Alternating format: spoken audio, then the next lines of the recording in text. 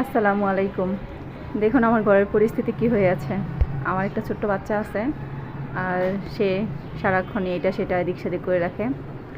তো এই পরিস্থিতি, আমি সকাল সকাল উঠে এগুলো সব গুছিয়ে রাখি। পরের দিন আবার সকালে একই অবস্থা হয়। তো এগুলো করতে করতে সারাদিন চলে যায়।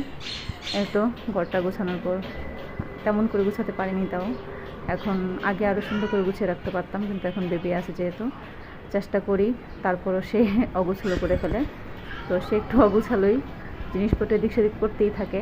আর যাদের বাসায় একটা এরকম বেবি আছে তারা তো জানেনি যে ওরা সারাক্ষণ এটা সেটা নাড়াচাড়া করতে এদিক সেদিক ফেলতেই খুব বেশি পছন্দ করে। তো এই রুমটাতে আমি আর আমার বাচ্চা ঘুমাই। কী বলবো আর, সবাই দোয়া করবেন। আমার ভিডিও খুব ভালো হয় না, কারণ ফোনের অবস্থা খুবই খারাপ, যে কারণে ভিডিও খুব ভালো করতে পারি না। বাচ্চা ফোনটা এই পর্যন্ত 3-4 বার নষ্ট করে ফেলছে।